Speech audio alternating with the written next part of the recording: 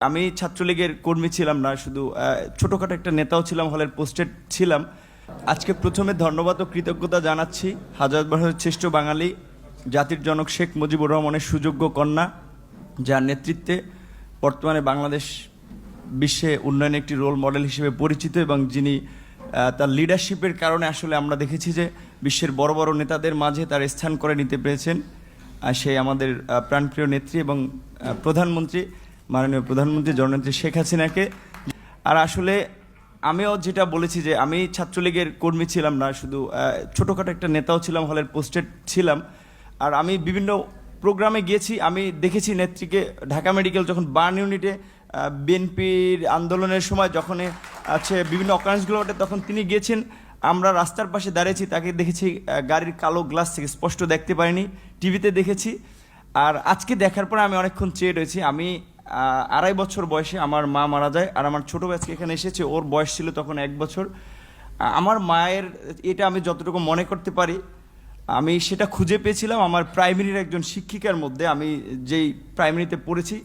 আর আজকে আমি মাননীয় প্রধানমন্ত্রী এতদিন টিভিতে আমি ওভাবে দেখতে পারিনি, কিন্তু আজকে দেখে আসলে আমার মনে হয়েছে যে তার মধ্যে আমার মায়ের চেহারাটা আমি কিছুটা দেখতে পেয়েছি, এরকম একটা জিনিস। আমাদের সকলের হৃদয়ের স্পন্দন আগামীর বাংলাদেশের প্রধানমন্ত্রী জনাব তারেক রহমান।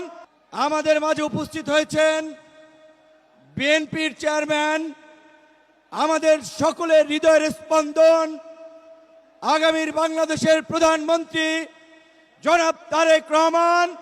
আজকের প্রধানমন্ত্রী তার পিতা আধুনিক বাংলাদেশের রূপকার শহীদ প্রেসিডেন্ট জিয়াউর রহমান 1977 সালে তখনকার বাস্তবতায়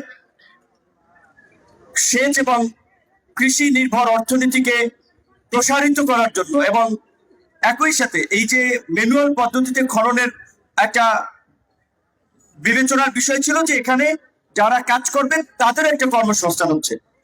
তো পিতার পথেই আমরা দেখতে পেলাম পুত্র বর্তমান বাংলাদেশের প্রধানমন্ত্রী, বাংলাদেশের অভিসংবাদিত নেতা জনাব তারেক রহমান একইভাবে নির্দেশনা দিয়েছেন। এবং আজকে আপনারা দেখেছেন যেটা ইঞ্জিনিয়ার সাহেব বলেছেন যে আজকের এই উদ্বোধন কর্মসূচিতে ওইভাবে কোনো নাম ফলক রাখা হয় নাই, ফুল দিয়ে শুভেচ্ছা জানানো, স্বাগত জানানো, এই সমস্ত ফর্মালিটি গ্রহণ করা হয় নাই।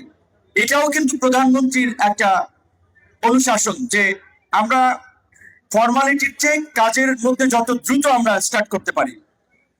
এবং আমরা তার সাথে কাজ করতে গিয়ে দেখেছি তিনি আসলে কতটা